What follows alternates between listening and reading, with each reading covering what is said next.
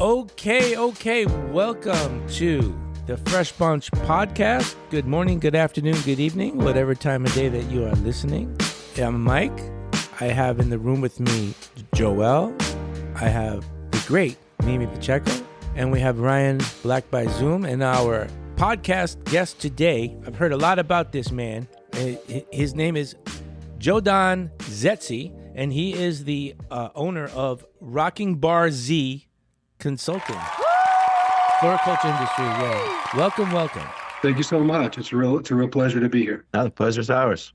I was going to say, I got to spend a little time with Joe at the the Blue Ocean meeting they had down here in Miami. So I got to meet Joe just a little bit, see him in action, I would say, which is pretty cool. So yeah, I would definitely very excited to have him on and hear what he's got to say. I watched a few of your interviews recently. And on New Bloom?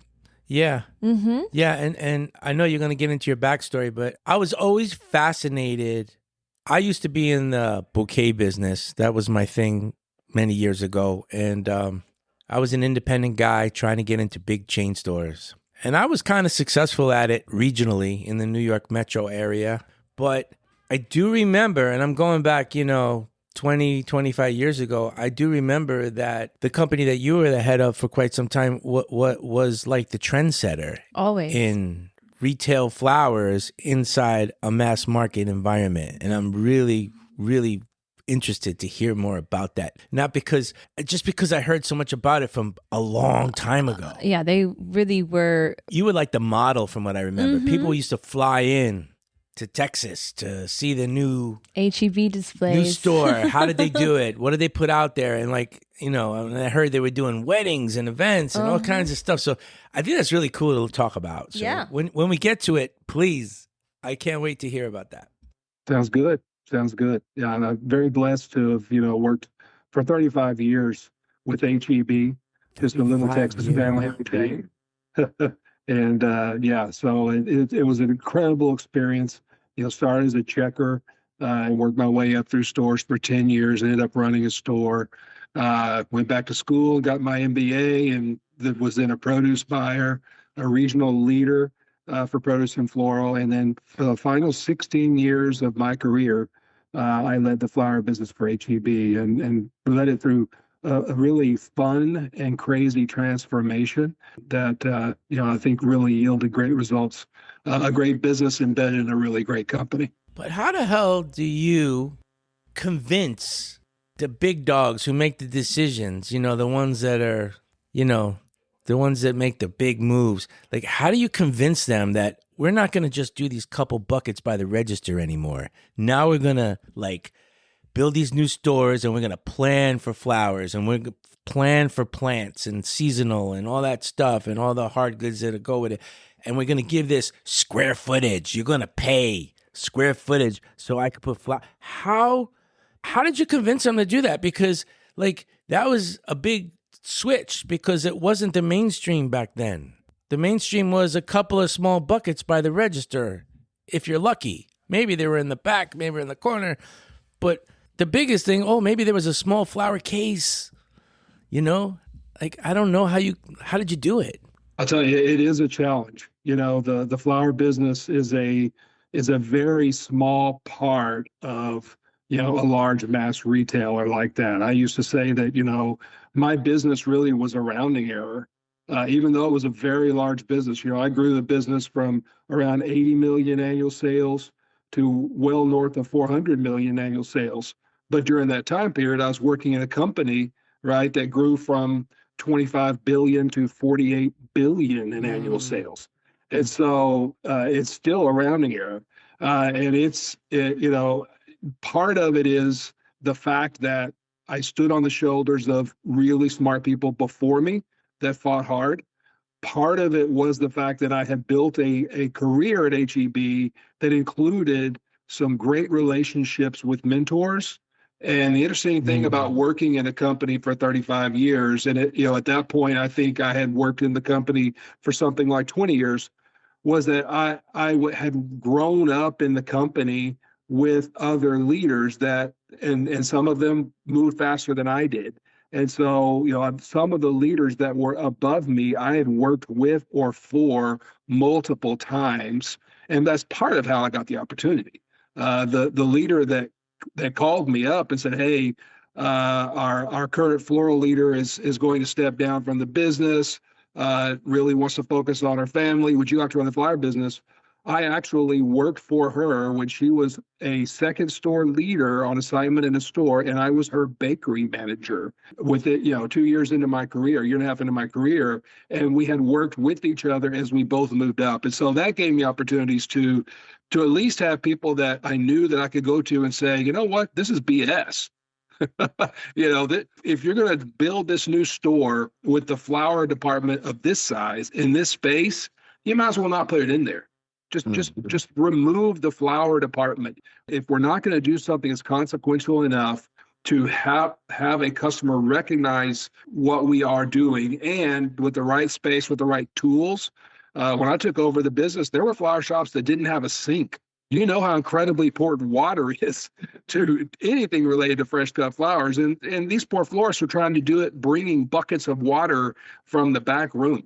It was a in the trenches fight. I was known to be somebody that was very passionate and tended to get in very loud conversations during store plans, architectural layout meetings, because I knew, and gratefully, my boss, when she brought me in, she said, "You know what? You've got to act in every meeting as if you are the grocery department, which is the biggest business in any mass retailer that sells food, supermarket retailer. The grocery department is typically, between 40 and 50% of sales.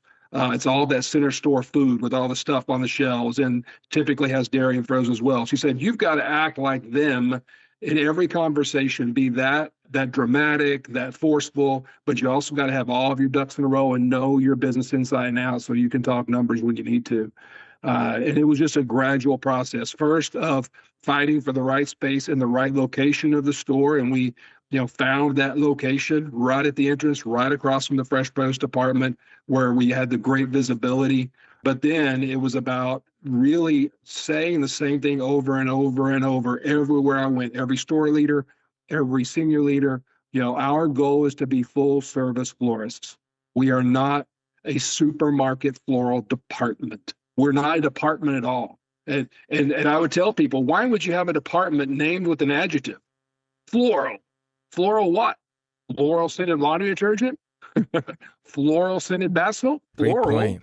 It's an adjective. And so, and I don't know how that came about in the history of creating it, but I worked very hard to brand our flower business and gain approval, which wasn't easy with corporate leaders, and then begin putting new signage up and branding us as Bloom's Flower Shop, Blooms by HEB. And you did a great job with that. Distinctive. Because I was working with Chrysal, and at that time, when you started with the branded leaf shine, you just understood the branded leaf shine, branded orchid food. You got the consumer's brain, and I think that was what was such a good thing with the branding of the company. And it was just so meticulously planned to make sure that they knew that they were in HEB because it said by HEB, but you did feel like if it was a luxury floral shop.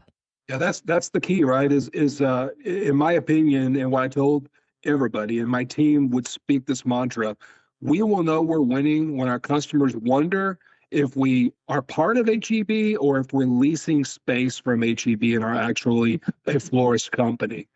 That's the only way, because people, HEB is an incredible chain, right? They're typically today ranked number 1 through number 3 in any United States ranking of retailers, and often they're ranked best.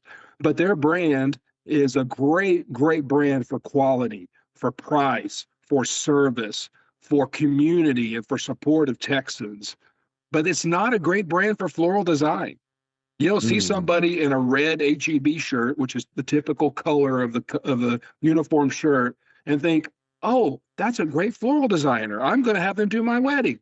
No, you think they were bagging groceries an hour ago, and now they're putting out some pre-made flowers, which is what people think of most mass retail floral businesses. And so that disconnect and that understanding, and then you got to then be able to put up what you serve, right? You've got to be able to do weddings, which means a lot of design training, a lot of work in the back end to make sure the product's available to do those.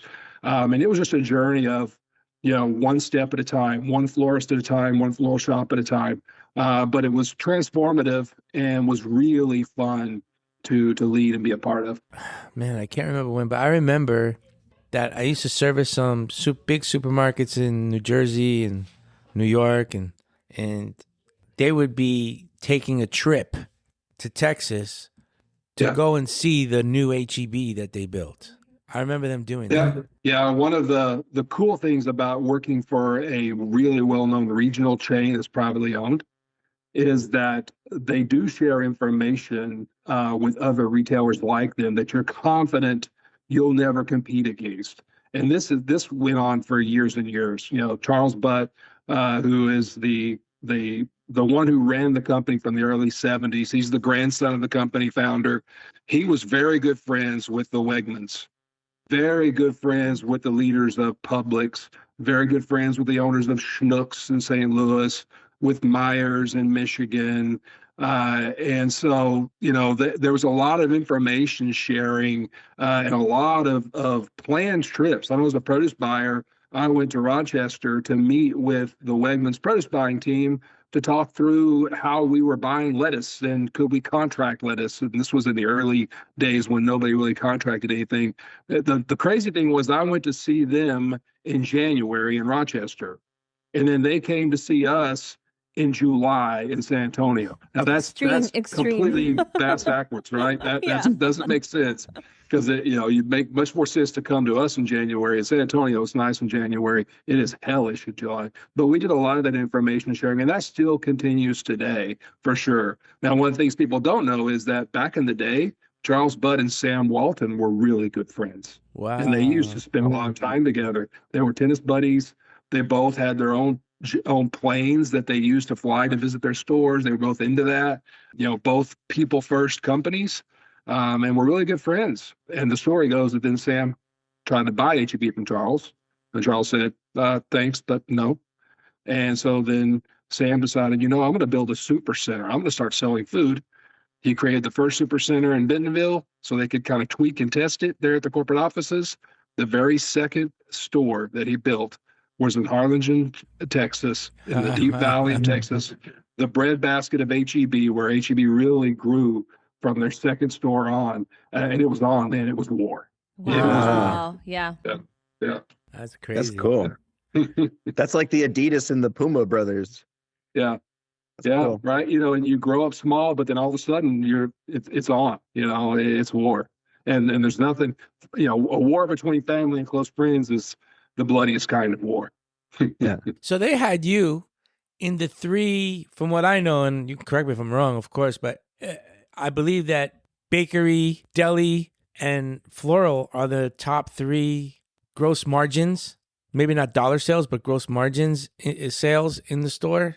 Is that right? And then they got produce, and you ran. It's interesting and it's all in how you look at it. From a gross profit percent, which is strictly your sales less your cost of goods of product. Yeah, you're absolutely right. Those three are, although I would say fresh produce today actually is also very high gross profit.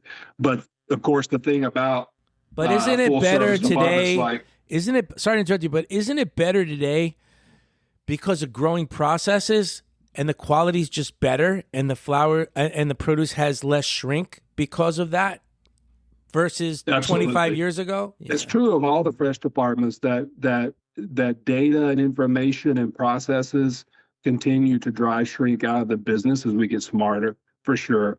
The difference maker, though, when you start looking at final profit, right, penny profit, is that the labor cost of bakery in particular is quite high. And so you eat up a lot of that gross margin in the labor that it takes to make the products, especially if you do really great quality like scratch made.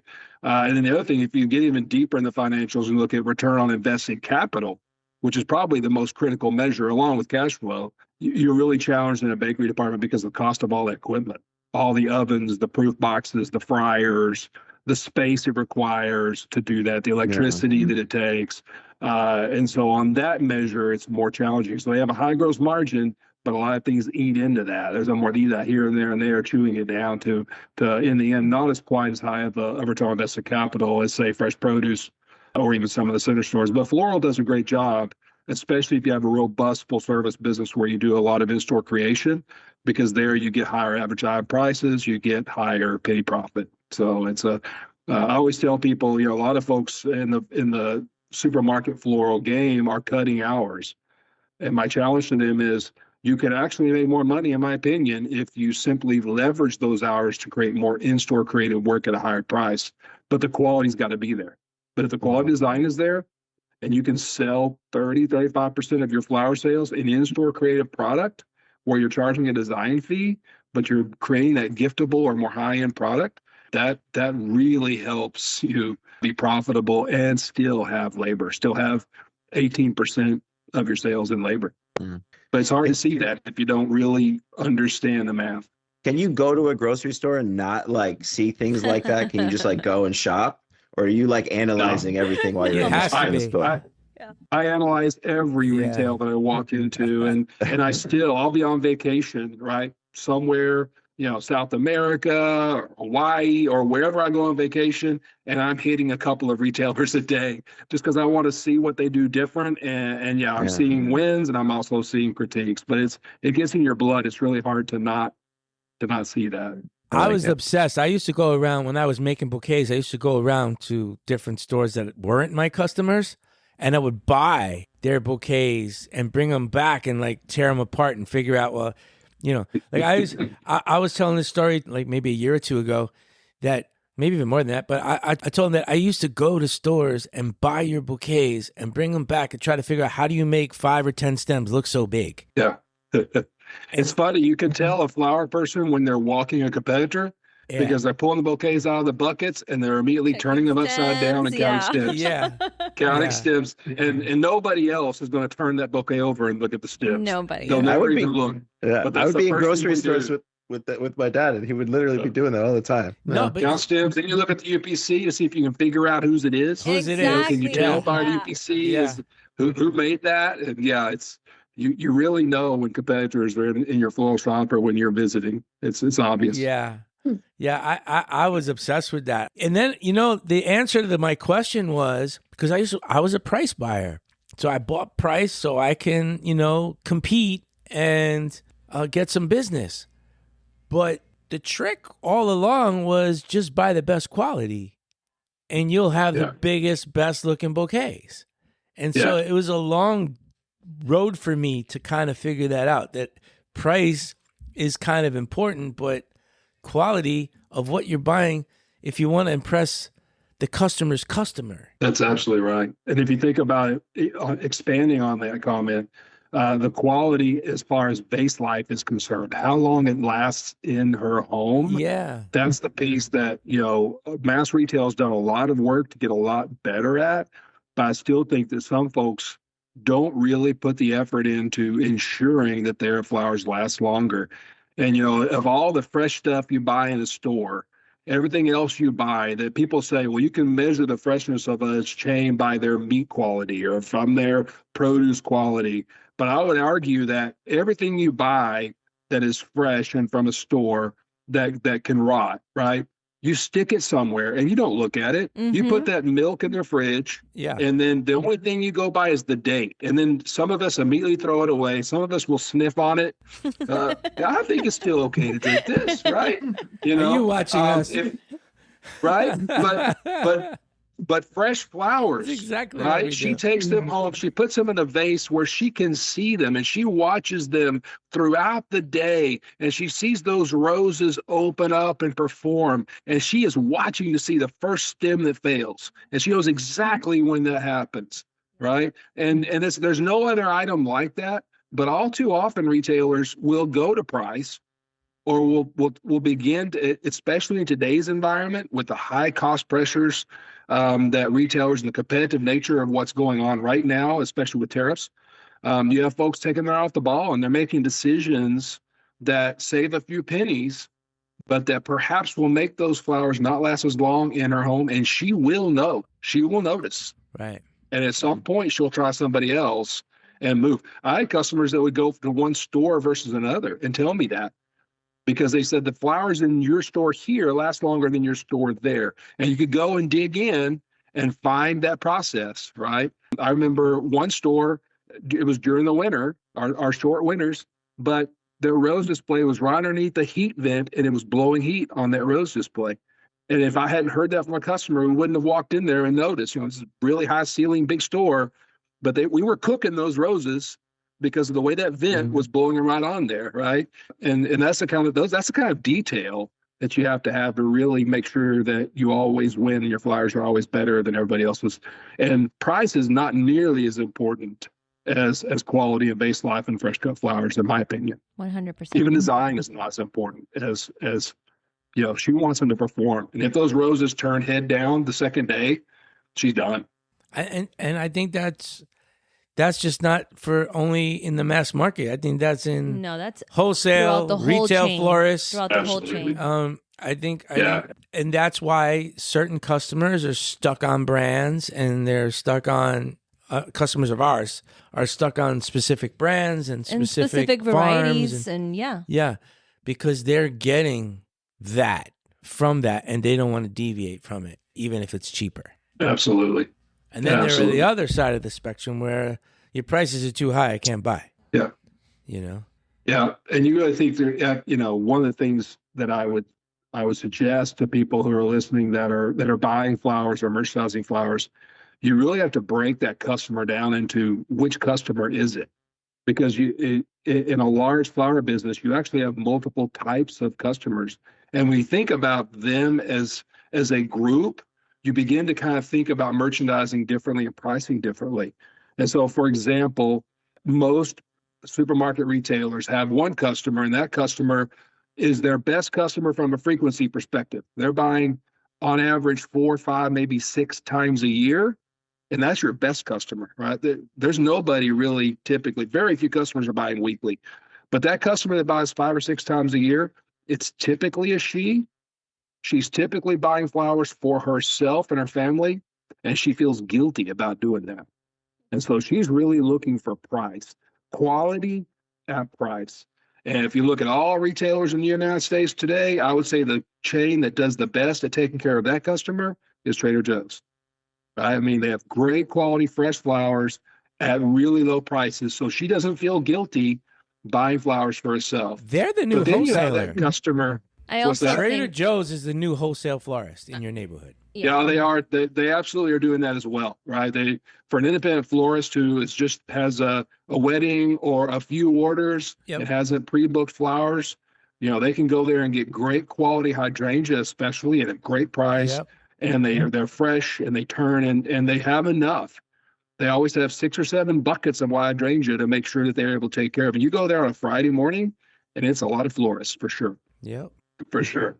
But, another important customer is the customer that's buying a vase arrangement, right? Flowers in a vase at $35, $40, or even as much as $60 to $80. But that customer is typically a guy, and he's typically buying on average 3 times a year, the best of them.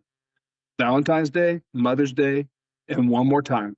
And you never know that last time. It's an anniversary. It's another special event. Or I'm sorry. But taking care of him is a very different thing than taking care of her. Right? And if you're just thinking about what your competition is doing, so when you look at the bouquet category, right? For him, if he's taking her on a date, he probably wants a really high-end, hand-tied custom bouquet in store. He'll spend $35, $40 for a 24 rose bouquet that's beautiful and a beautiful wrap that's really designed with that Dutch, twisted style, so it really will stand and is gorgeous. But she's not going to buy that for every day. She might buy it if she's hosting somebody, hosting family. So really understanding your customers at that level as groups, and data helps to do that, right? Data and analytics, which is my other passion nowadays, which is what's happening with technology and AI and all those things. That really helps you more than ever. We can understand a retailer or an independent floral shop can really understand who their customers are, who their most profitable customers are, and then start to figure out who's missing, who am I not taking care of. So your consulting goes further than just supermarkets. You consult for anybody in the floriculture then. That's right. And in fact, my clients today, I currently am engaged as a strategic advisor with 3 different companies, and I have 2 more that I'm in conversation with right now. They're actually more on the services and grower and breeder side more. I have not actually consulted with a retailer yet. I'm open to it, but so far the ones I've actually worked with more are folks that are trying to grow in that retail space. No, I think it would be really smart for a retailer to use you like you almost know the enemy so well, like you can really help them. Yeah, but there's probably some of it is, competition. I don't want to copy that guy, and I don't know. It's interesting. Of course, the big guns, they're doing their own research. The leader of Kroger, the leader of Albertsons, they know what they're doing, and they're focusing on their niche.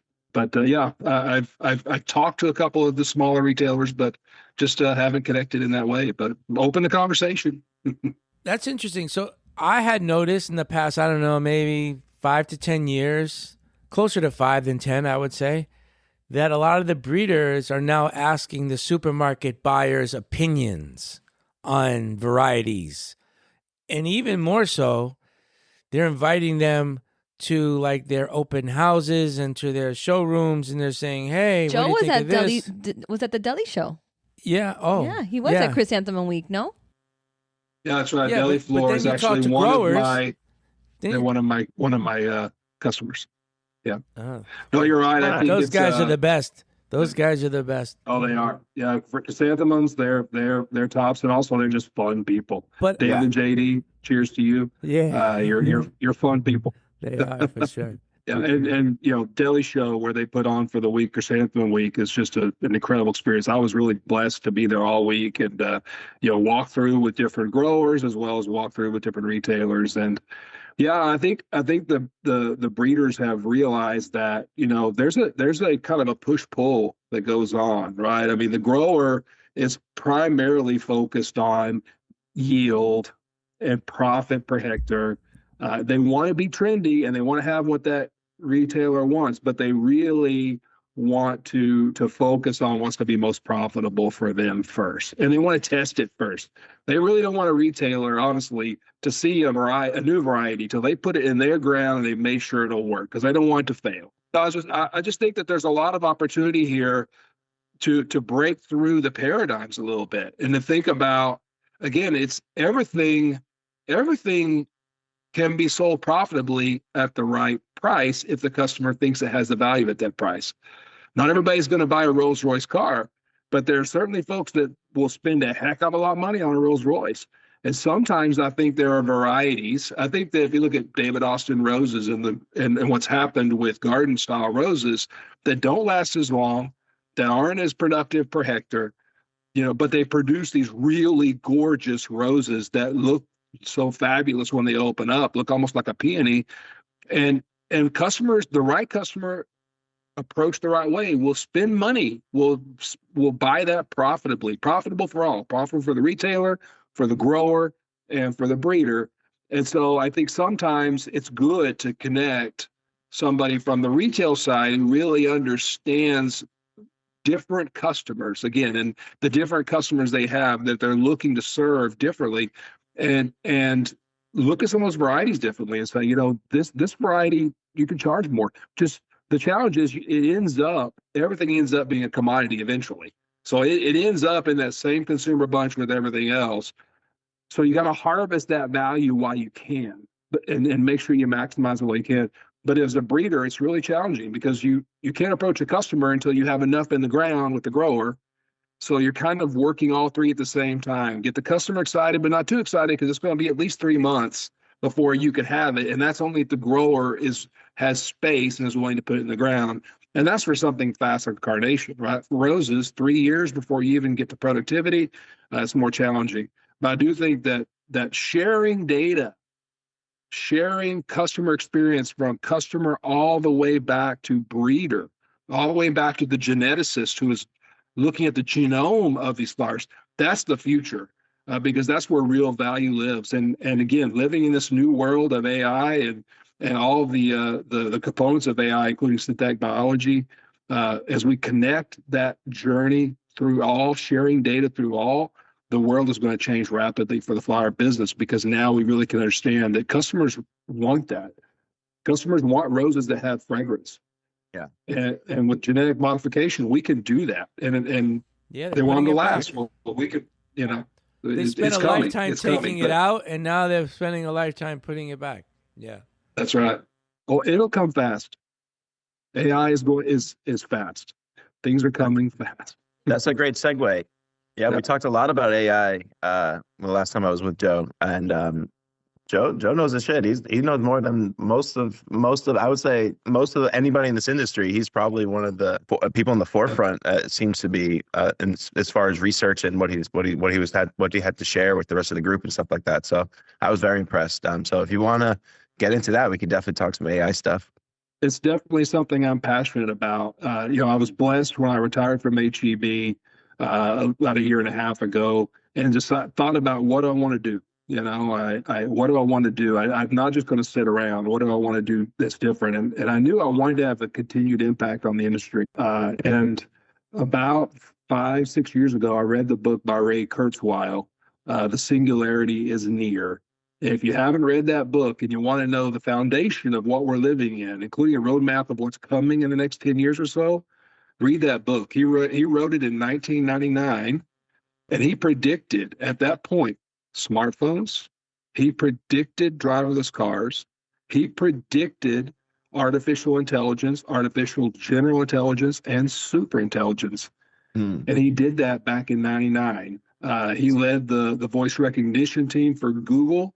Before that, though, he's been in the industry since the 60s, and he's seen what's happening. And since, for 75 years, Moore's Law has in effect, which means every 18 months, computer technology doubles in power and speed. Compute doubles every 18 months for half the cost. And it's been doing that since the 50s. Wow. But when you think about that, we don't think in exponential terms. We think linearly, right? It's one day to the next, 1 hour to the next, one lifetime to the next. But exponential is something that's hard to get our brain around when you're doubling. The story I like to tell is the story of giving your child their allowance. And so if you give your child $1 a day for 30 days, at the end of that 30 days, they're going to have a stack of dollar bills about a half-inch, a little less than a half-inch tall. They're going to have $30, right? But if you give them that allowance exponentially, so the first day they get $1, the second day they get $2, the next day they get $4, the next day they get $8. At the end of 30 days, you have a stack of dollar bills 27 miles high in 30 days. Because those last few doubles, those last 2 days, right? It goes from 5 miles to 10 miles to 20 miles. And that's happening with technology every single day. The smartphone we have is twice as fast and as powerful as the smartphones 18 months ago, and it costs half. And as things digitize, they become almost free. I remember at my age, long distance was a big deal when I was a kid. And you did not make a long distance phone call. Right? I remember, and some of y'all remember, there was a 1-800 number you would call to get cheaper minutes for long distance. Yeah. Right? I used to work for a calling card company. Calling cards. I used to work for that. That's right. If somebody wanted to use my phone, I would say, hey, make sure you call collect. That's right. And today, so then you get to a place where the phone calls were relatively free. You should have to pay a monthly fee, but text messages we used to pay for text messages, right? And you have a limit. Don't you text me until after 9. Yeah, and then you look at today, you have a smartphone with GPS, with all of these apps, and it's basically free. It doesn't cost Facebook a penny more for you to post one more thing on Facebook. That added growth is basically free. They built the infrastructure, and now that digital tech that it supports, in this case, sharing information about, another picture of a cat with your family on Facebook is free. Yeah. And so right now, the large language models, things like ChatGPT, are like when we first got the iPhone, that smartphone. And if you remember that first smartphone, it was basically an MP3 player and a phone. Yeah. That's really all it was to start, right? And then the apps started coming. The apps started coming. And so, this year, or in the last several months, ChatGPT, OpenAI, has created an environment where entrepreneurs can build apps on top of ChatGPT. And that's where we're headed. But again, it's doubling every 18 months. Wow. Scary. You mean you could create your own app?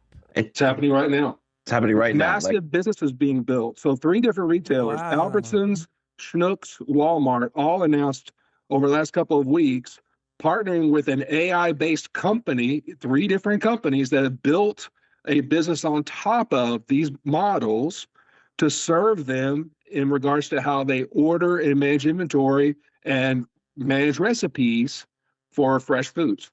All 3 of those companies On a have consumer signed level, contracts. consumer level, I'm going to AI before I go to the grocery store or before I place my order, because I'm looking at what do I already have in the fridge? How many things can I, where's the best place to buy this? And that's what's happening. I mean, this week alone, Amazon laid off 14,000 people because they have AI taking over. I mean, I'm scared for my children. I don't know. I've got to find a way to teach them something, but the job market is going to get really tight out there. I think a lot of us don't notice what's going on around. Like we just it's like my car tells me how much oil life I have left. I don't have to use a dipstick anymore. Joel, it tells me. Nobody has that anymore. Do you know about the dipstick? Yeah, you have to go and check the oil. Yeah. You don't have to do that stuff anymore. It's so different. It tells you your tire pressure. If your tire is low, 1 tire is low, 2 tires are low, it tells you.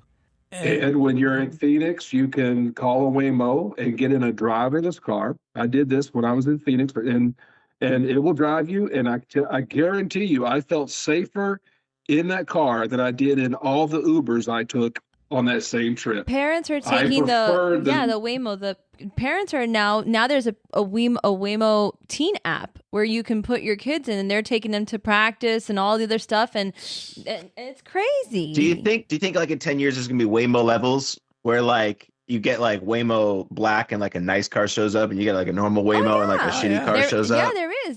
They already have the teen account, and they already have the luxury account. Here's where I see things in 10 years regarding something like Waymo. 10 years from now or sooner, every car that you buy, if you choose to buy a car, will be driverless. You can drive it, but you'll get a much cheaper insurance rate if you let it drive you. It's going to charge you, it's going to cost you more if you drive than if you let it drive itself. And when you use your car, because it won't, when you use your car, it'll pay the rules. It'll use its signals. It'll do all the things that people don't do. Wow. The accident rates for driverless are ridiculously lower. But you'll take that car where you want to go, and then while you're there, you'll put it to work. That car will then go and pick up people who don't have cars or people that want to ride, and it'll do that until it knows you want it back. It'll come back and pick you up, and it'll take you home, and it'll go back out and go back to work. And when that happens, probably 40% of cars that are rolling today won't need to roll because, by the way, it'll be almost free. Yeah. I mean, what are you going to charge? You want to pay for your electricity or pay for your lease? Soon they'll just fly. So their flying cars are also vertical lift flying cars is happening right now. Driverless trucks is happening right now. There's a company running 18-wheelers. They're diesel. They're not electrics. They're diesel 18-wheel trucks, driverless, between Houston and Dallas every single night. Wow. They're rolling, and they just announced they're going to pilot from Laredo to Dallas through San Antonio, driverless trucks. But the Houston-Dallas route is running. There's 8 or 10 trucks in a row in the right-hand lane. They're driving 60 mile an hour exactly because that's the most fuel-efficient speed, and there's no driver, and they're just a convoy of them rolling. And they roll to Dallas, they reload, and they roll back to Houston, and they're going back and forth, and now they're rolling it. And so 10 years from now, there won't be a lot of truck drivers. And they'll be doing very specific, unique things, the last mile, short trucks trying to get into really tight spaces, or they'll be gone. it's very likely that I'll still be out there driving my big Ram 1-ton 4-wheel drive with the grill guard, and they're going to be all around me. They'll know where I am. That makes sense because I see on the highways, I see like these staging areas popping up on the highways where like the trucks that have 2 and 3 trailers tied together, they stop at these like spaces, and then they take them apart, and then another guy takes the smaller ones to where it's got to go instead of that double and triple one trying to navigate through the city. So they kind of stop outside the city, and then another guy and that guy goes back and he takes the empty ones. I also read or saw on TV, I forget what, like they're building highways with electric charge underneath, so you never need to plug in. Like it's getting the charge from the road. Yeah, I think that's something that's in testing. I don't think the cost has come down enough yet. That's actually a practice. It may, China is ahead of us. I was going to say when China. It comes to electric China probably has and that. driverless, and so they may have some of that already in some of the cities. But it's the physics is proven. The thing about AI, especially, is when we get to artificial general intelligence, which means it's as smart as any PhD level human across all things. It's like HAL from 2001: A Space Odyssey. Only smarter. Only smarter. But hopefully friendlier. I'm sorry, Dave. I'm afraid I can't do that. This week. But when we have that, right? I mean, hopefully. Once you have, and you look at how much investment is happening right now in all these data centers, right? It's all about how much compute can you put up against a problem. But the folks that are really at the cutting edge of this, they say that today, the physics says that there is not a problem that we can't solve. Today, we could cure cancer today if we had enough compute, if we had enough data centers powering artificial general intelligence. Forget super intelligence, which is computers are 100 times smarter than us. One computer is as smart as all humans combined. And that's coming someday, we believe. Folks that are in this believe that will happen. Computers will teach computers. But even with just our level of intelligence, we'll be able to solve these problems. It's just a matter of how much compute. And that's why you have all this money, over $1 billion a day being invested in building data centers, because the first one that gets there is going to really dominate. The first one that gets there. And they're building the railroads. They're building the electricity. They're building, the things that we take for granted that took years. It took, I think, 40 years for everybody in the United States to get a telephone, right? That's crazy. Everybody has access to AI today if you got a smartphone for free. Right. But the level that's coming, they're building that infrastructure that's going to radically change our lives. And it's coming faster than anybody really can grasp. And we're going to get it. We're going to see it in everything. So this week I read about 3 CEOs, 3 22-year-old college dropouts, and they started a company where they are paying doctors to train AI. So the value of this company is going to go out to the market. Mercor, I think it's called. It's from San Francisco, is worth $10 billion already. Because they're paying professionals to teach the AI, and the AI learns faster than a human. So once you teach the AI, like, it's going to take that and learn and keep learning. But what's crazy is the amount of water that's gone, right? Like Ryan was talking, we were talking about this the other day. It's crazy. Yeah. What was the stat you said, Ryan?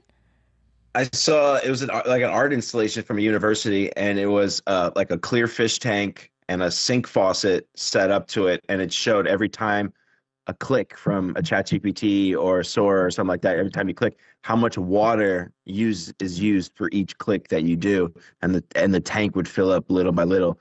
And once I saw that, like Joel and I, we're like, oh shit, we filled up a swimming pool, like a couple swimming pools. But they'll fix that. They're now looking at diamonds, using diamonds to cool those chips, so you don't have to use the water to cool these data centers. They're really a bed of human-created diamonds. Wow. Again, it's happening. Yeah, so fast. They're getting smarter. Where are you learning all this stuff from? Like, where are you getting your conspiracies and your information? And talk about conspiracies. Danny the barber told me that That's our number one source for conspiracies. I love that guy. Danny the barber told me that there was no chemtrails the day that Amazon's web services weren't working, and that the government shutdown doesn't fund the chemtrail guys. So there's no chemtrails being done right now. Yeah. I don't know. I do think that the cool thing about AI and the cool thing about Google and all these things, algorithms feed you what you like, right? Yeah. Or they feed you what makes you upset. And that's why what's wrong with our political world is, they get a lot more response if they say something really angering than if they say, I love you. But if you start asking ChatGPT every day, what are the 5 things that were announced today happening in the AI space, it'll feed you. But if you use Google News or if you Google, what happens is those algorithms figure out that's what you like and they send you more. But I do follow several people specifically, and one of them, a lot of people haven't heard of him. His name is Peter Diamandis. Peter founded Singularity University, which is based on Ray Kurzweil's book, right? He also founded or was part of the creators of the X Prize. I don't know if y'all have heard of the X Prize, but him and Elon Musk, you've heard of Elon, they created the first X Prize. And so they put a lot of money on the table for teams to win a prize if they can create this massive technological leap in a space around a specific problem. One of the current X prizes, I think that the prize is $150 million to the first team that with one medical treatment per year, either a shot, pill, whatever it is, but you only would have to take it once, that you can visibly and physically and with every test remove 10 years of age from a human body. The NAD guys, right? The NAD plus and all those people. Yep. And this prize they expect to award it by 2030. My husband's by 5 years, they expect the team, and there are teams there's like over 100 teams competing for this prize that believe they will be able to do that with what's happening today with AI, synthetic biology, genome mapping, all these things. Imagine if we can take a pill and I'm going to look like I'm in my 40s again and have the mental capacity and remove some of the wear and tear of my body. That's the kind of stuff that they're chasing. They're chasing immortality. They can cure cancer, but they're working on staying younger. I'm like, it's right? True, right? That's what's happening. Yeah. I mean, right now in our industry, they're using AI for Gerbras. There's the gear station. I don't know if did you see that, Jodan? Like about the Gerber station? There's a thing called Gear Station Gerber, and it's revolutionizing the quality control, and it's all AI driven. And traditionally, it's manually checked, but no, this is actually taking it and it's created a whole bunch of stuff. I saw it in Floral Daily the other day. It's crazy. Like we have AI throughout all of our industry, and we just don't realize it. It's coming. How do we realize it though? How do you will realize it help us? How will it's gonna help? I mean, to me, I'm on the conspiracy side. I'm not gonna lie. I have 2 young boys, so I'm extremely scared of AI right now. Not just in general. Like I've seen my kids use Snapchat AI to just like give an answer for something, and I'm like, oh, like what happened to writing cursive? Like I'm very nostalgic and very emotional, so AI scares the shit out of me, and that's why I know a lot about it because and also my husband, he's kind of creepy conspiracy theorist too. So it's just like, that's all we talk about at the dinner table. So it's taken over, like, and I don't know, but. Yeah, I think you really have to approach it either. I am naturally an optimist. So I tend to look at the abundance that is coming. And that's Peter Diamandis. If you follow him, or if you look at one of his companies called Abundance 360. Oh yeah. And if you start following them, you see all the things, because again, we talked about a lot today. But if everything arrives at your house driverless and potentially with robotics doing all that work, think about how much cheaper food will be. Think about how much better medicines will be. I mean, a lot of the things that are challenging for a big part of our population today are poorest. Now, you could say they're not going to have a job. Somebody that today is driving DoorDash for a living is not going to have a job because driverless cars are going to do that. At the same time, they will be able to have quality food for a tenth, probably, or less of what we pay today, because all that labor comes out, and you're able to grow food so much dramatically better because of all the things, right? So you can look at it two ways. I do think if I had a child today, I absolutely, just like 10 years ago, I'd have been monitoring their social media, right? And I would be watching to make sure they weren't being bullied, and I would be trying to make sure that they were approaching it the right way. So you definitely, I think, have to have those safeguards around your child around AI. The biggest thing for me would be, my question today is, I believed in education and believed education was how I unlocked my career. I got my bachelor's degree before I moved, went to work for retail. I went back and got my master's degree. But with the cost of a degree today, $220,000 in debt to get a 4-year degree, and knowing the way that AI is now changing so much of these things so fast, how much of that degree will be worthless in 2 years because AI does a big part of that. I have this As opposed conversation to with the being an guys here all entrepreneur, day. right? Yeah, I'm just trying to make sure that their human touch is important. Like, tap into your creative sides, tap into things that know how to talk to people, I just signed them up for a debate class because I think that our speech is going to be really important. So these are things that I don't sleep at night think about this stuff, but I am going to start. I do know about Abundance 360, so I'm going to have to tap into my optimistic side a little bit more. What sci-fi movie do you think we're going to is the closest to where you think we're going to be? Wow. The Jetsons. The Jetsons. It's not a movie. Yeah. I think the Jetsons is probably a lot closer than we think, unless things go wrong, right? And if they go wrong, I'll just finish by saying I'm a man of faith. I'm a believer in Jesus Christ. I'm a Christian. I know how this is all going to end eventually. I know where I'll end up. And so, you also have to have faith, I think, because this is going to be a very disruptive decade. In my opinion, we're going to go through a lot. Hopefully, most of it is positive and warm and friendly, but it's going to be disruptive. And but having faith and teaching faith, I think, to your children is the most important thing you do as we go through this, to make sure that we're thinking beyond the challenges of today, whatever we're going through. All these guys say, the ones that are really chasing super intelligence, that really believe that we must do it. All of the big guys are doing it. Bill Gates, right? Elon is doing it. Meta, Zuckerberg is doing it. They're all in. But they'll all tell you there is a non-zero chance that a super intelligence will look at us the way we look at ants and simply destroy us. There is certainly a chance that Armageddon is a super intelligence, just like the Terminator.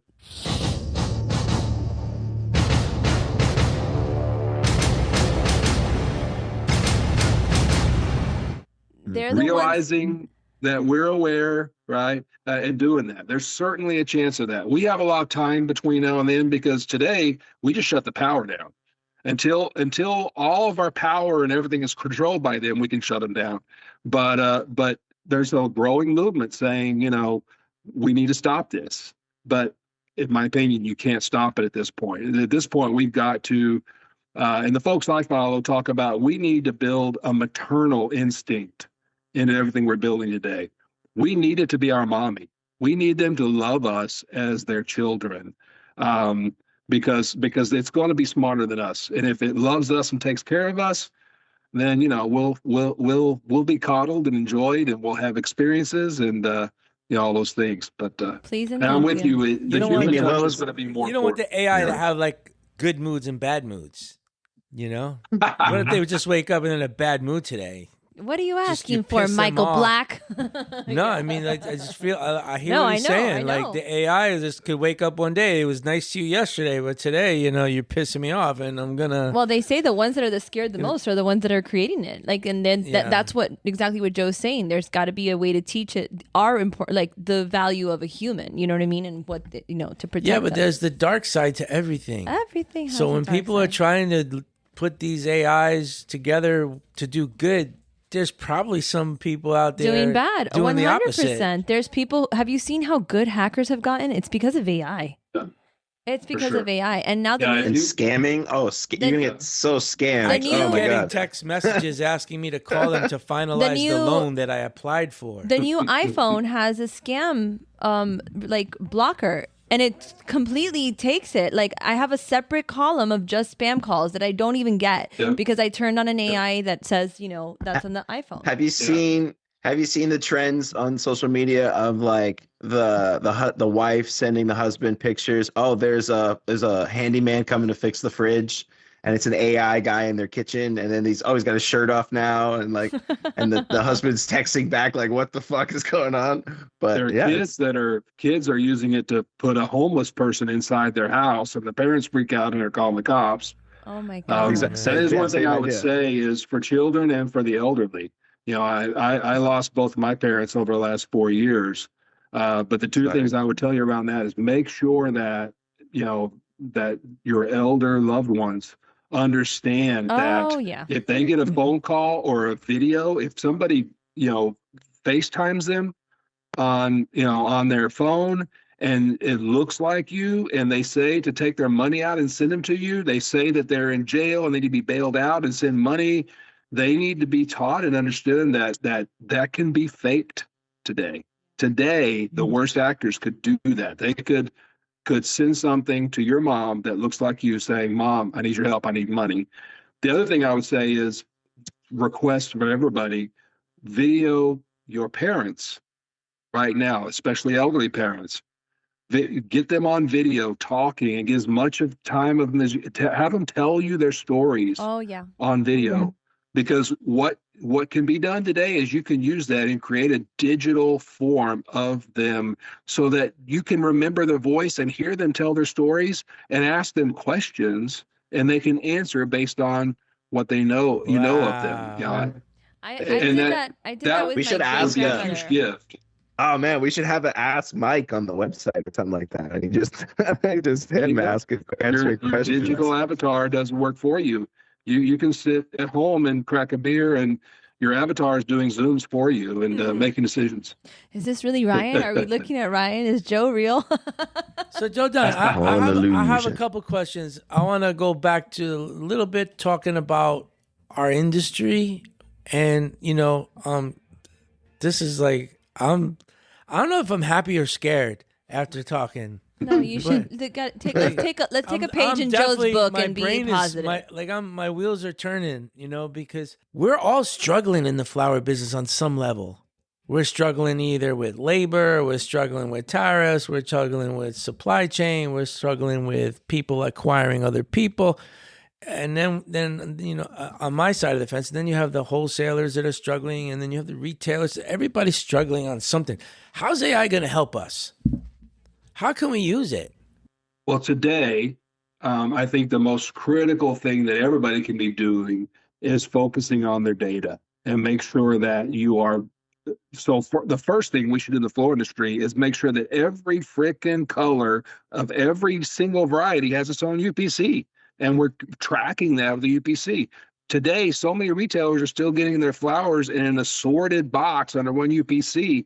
AI can't do that. AI cannot learn how many pink roses you have in your chain if it's buried in an assorted dozen rows UPC. Data is going to be really important. And I think everybody is going to be part of that data chain. Everybody in the future. And those that get involved in looking at data and making sure that they're using AI and thinking about where their data lives and getting it all clean are going to be ahead of others. The things that are happening around consolidation, some of that I believe is driven by what's happening. If you look at automation alone, I've seen a fully automated floral warehouse. Pallets go into the box, it's moved around within 6 floors of warehouse. Those pallets are moved around. They're brought down. Machines select the boxes of flowers out, and then it moves the pallets around to the next one, all without a human touching it. That's happening today. Yeah, but it costs money. And so to make that pay, the more flowers you can run through that thing, the more money you make from that capital investment. And so I think, again, disruption is happening, is going to happen faster and faster. It's going to happen in retail. I think Amazon and Walmart are by far in the lead on this journey. And a lot of folks are not even starting. They're spending all their money on capital for stores, and they're not spending money on AI. And you will see a wave of consolidation, I believe, or you'll see companies serving everybody else. If you think about restaurants today, small family ran restaurants, they're giving a chunk of their revenue to somebody like Toast, who manages all of their takeout orders, manages their recipes going to the kitchen. You see more and more, if you go out to eat a lot, you use Toast in that system. They're paying somebody else a percentage of their revenue to do that for them because they can't afford to do it themselves. And I think you're going to see more and more of that. You're going to see the cost of the robotics, the cost of a driverless tractor, the cost of driverless or of computer-controlled drones that do all of your weeding and all of your pest control for you. Initially, they're going to be so expensive that you'll rent them. And all the data that they're getting will be owned by the company you're renting them from, and that company will end up doing that service for everybody for a fee. But the ones who are the biggest will do it themselves, and they'll keep that money. So their margins will be higher. And so soon, a group of people, whether it's a retailer or a grower or a wholesaler, an independent shop, soon there will come a place where you just can't compete on price because you cannot be as efficient because you don't have access to the tools the way that they do. And then you can only win based on your human self, on your art. A lot of independent florists are doing that today, right?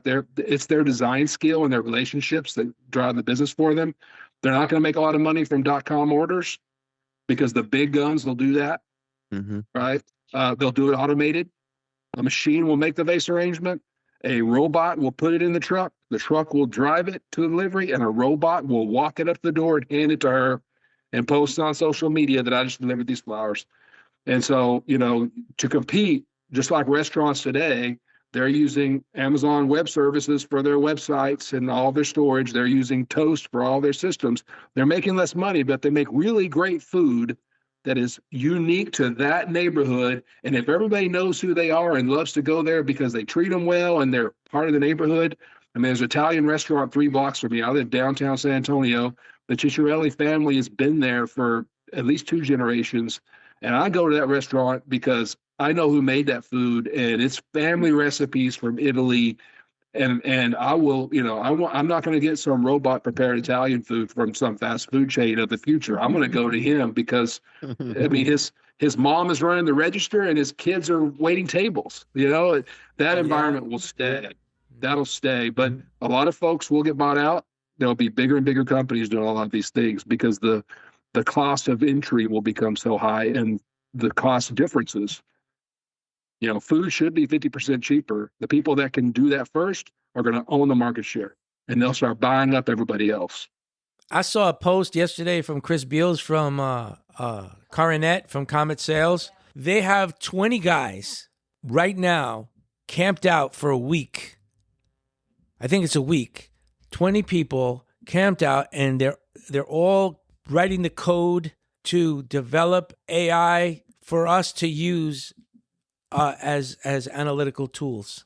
Of course, they're going to charge for it, I'm sure. But they're like, but I would like of all the shit that they charge me for, that's the one thing I would absolutely want to pay for because I want to know. So Joe, I want to know. But they're putting 20 guys. Once they build it, though, they can scale it for almost free. Yeah. So, if they build it first, they'll own that niche. And then they'll be able to scale. But I was going to go back to what you were saying about the data, about the pink rose and the other colored roses. Like they know what pink roses are getting sold to who and how many. They know. Yeah. At the wholesale level, I think that's accurate. Mass retail is not as clean as that. Most mass retail, they have UPCs by vendor. So you may have 3 different UPCs for red roses because you buy from 3 different people. And they're different UPCs just for red, but there's a lot of assorted boxes in mass retail, and so it's an assortment, but you don't know what's in that assortment. You don't know. But they like have the software for the grower. They have the software for the importer, wholesaler, probably even retailer, because they have other companies. They buy other companies. But like, I think if anyone's going to have that information, it's going to be them. Oh yeah, for us, yeah, for sure. In a big way. Big different. I think a lot of the leadership in our industry, not I wouldn't say in the supermarket side of things, but definitely on the supply side of things, for the most part, it's a lot of, we're older and we don't see the vision as clearly as maybe the next generation does. And I think there's a problem with retail florists. I think there's a problem with wholesale florists. I think there's a problem with importers and distributors, even growers. We're old and we don't see it. We know it's there. We know it's important, but yeah. So how do you think about? We still don't use electric toothbrushes. We use the old. You know what I mean? It's different. And these kind of conversations, for whoever's listening, I mean, I'm super wowed by how powerful this is going to be. And if we're running a business, and more importantly, we're running a business, we're responsible for other people. But the teams that are going to be doing this work, they need you too. Yeah. Right. I mean, what I bring to the table is a lifetime of experiences, and coupled with my creativity and interests, so that I can look at, and I'm sure you do this. You look at what's happening, and you may not be as quick to get to an answer if somebody asks a direct question. You may forget a name. I'll do that on occasion. But you can look at everything happening across the organization and knit it together into one story because of all of your experiences. And I think there's a need for that, especially as you're thinking about the massive change that AI is going to occur. Senior leaders, folks who have been around that know the things that we tried, know how we got to this best practice today, are going to have a voice with those younger teams that are pirates. They're starting to rip things apart, to say, hold up, let's talk about how we got here and why that's important. Because they can lose some of the richness of the real complexity of what we do. It's kind of like, when you're younger, everything's black and white. When you're at a certain age, we all knew it all, right? I knew it all when I was in my 20s. I knew what I was going to do. I knew how to get there. I was driven. But as you get older, you start to see, the shades of gray and that's true. But you got to realize that the unintended consequences. So I don't wake up every morning and think about, well, how can AI help my business today? It's not in my top of my mind, but it should be. Yeah, I would suggest you should use AI, your favorite tool. Yeah. I use it for emails. I use it for art. I use it to ask questions, but yeah. But if you've got a strategic plan, yeah. Number one, make sure that you have a private area within your AI, which means you have to pay for a pro level. Don't use free to do this. But if you pay for pro and you turn it off, make sure your friends help you to make sure you have the settings turned off so it's not going to learn from your data. But then if you have a strategic plan, a report that you've created, a 5-year plan, dump it in there and say, look at this plan and tell me from your perspective, what am I missing? What are the things? Ask me one question at a time until you see from that Q&A, as a strategic leader with the most intelligence in the world, help me see the gaps, help me understand what I'm missing or an opportunity that I might do. And it'll do that for you. So you can't always trust it. You need to verify it, but it will definitely aid you in your creativity process and thinking about a strategic plan differently. Right now, I'm asking almost on a daily basis for a report on a particular product that we're selling, that I see that it's not moving and that we tend to dump or liquidate a lot of it. And I'm getting into now on these reports, the result is sometimes we're either breaking even or not making any money or made a very small margin. It's not even worth doing it. And I would imagine that when Comet Sales is finished with their 20 guys doing whatever, I bet there's a button I could push that's going to give me the answer on all my products. Absolutely. And optimal pricing, what products you really shouldn't be selling because they're not profitable. Yeah, exactly. Yeah. all of that. Yep. How can you save cost for everybody? Yeah. So interesting. Yeah. Again, this thing has the knowledge of everything on the internet, and everything that's being created today, it sees it immediately. It's mind blowing. The level of power we have attached to our hip at all times if we'll just open it up and ask the question. And you can ask one question of one, take that answer and stick it in a different one and maybe get a little bit more nuance. I love to use perplexity when I just have a quick question.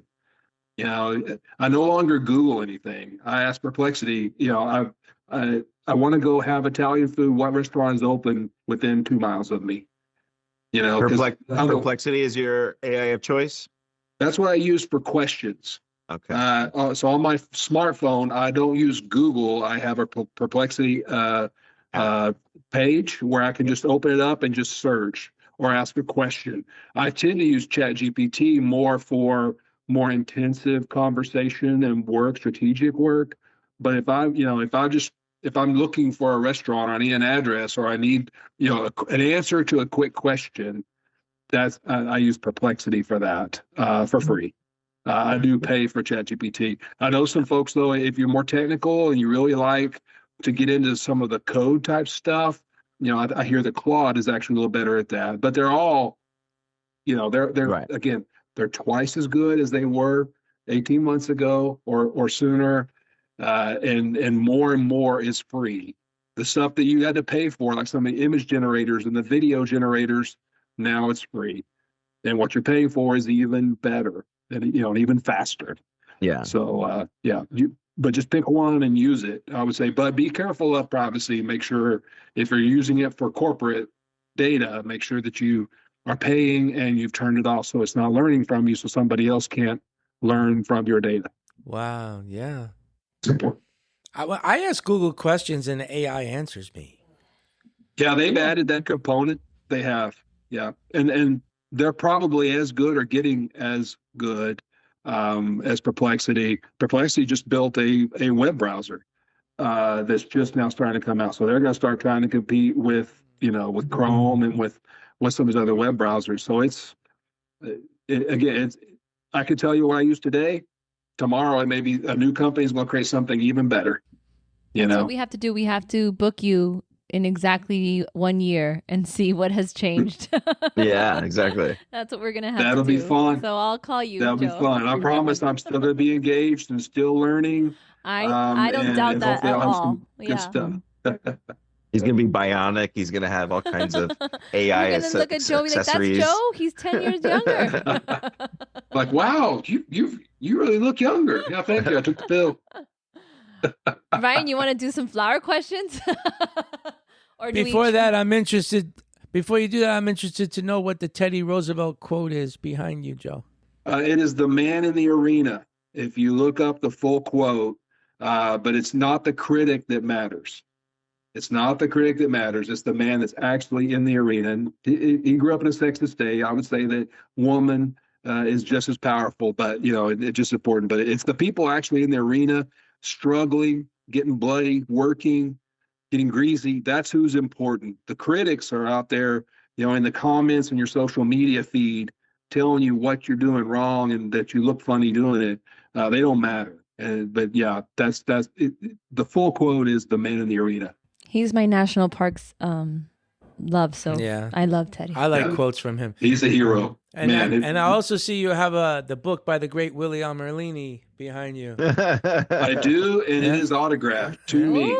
There you go. I have one too. I was blessed by the great Willie Almerlini to. He wasn't playing his harmonica while he autographed it. I should have asked him to do that, but yeah, he's been around a long time. Has a lot of great stories, and I really love that he got them all on tape. Mm-hmm. Another one of my heroes, Lane DeVries, is about to put his book out. And I can't wait to get his book as well. And I told him I want one autographed. His life story is pretty cool too. I think again another man of faith who's been through a heck of a lot, but has done a lot for this industry. Then you can listen to his sermons on Spotify.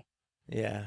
It's so cool. I imagine if you wanted to write a book, you could just tell AI your story and it would turn it into a book for you, right? Yeah. I think he did some of that, and he found that he still was better off writing, typing when he did it. But again, he wrote this. He started writing this book during the pandemic, so the tools weren't as good then, right? Yeah. So I think so. I've got some voice recordings. I talked about filming your parents. I got my dad about 10 years ago to come sit on my front porch with me, and we smoked cigars, had a good bourbon, and I had him tell stories. All the stories I remembered, but I had a digital voice recorder tucked in my pocket. He didn't know it. And I recorded all of his stories. I asked him questions about how he met my mom, how it happened. And I plan on writing a book about him because my dad was a rogue and scoundrel. He grew up redneck, and I'm going to tell you what, he did a heck of a lot of crazy and fun and cool things in his life. Wow. And so I've got a book in me, I hope, that talking about some of the life lessons of that past generation that went through all the change that he went through. And the crazy things he did. He was 17 and was bootlegging liquor into Dry County in Texas while dating the sheriff's daughter. What? That's a movie. That is a movie right there. Yeah. I love that. Yeah, because the stories are great, and when you get to tell the story, it makes it even better. Well, I appreciate it. I appreciate this conversation, man. It's been fun.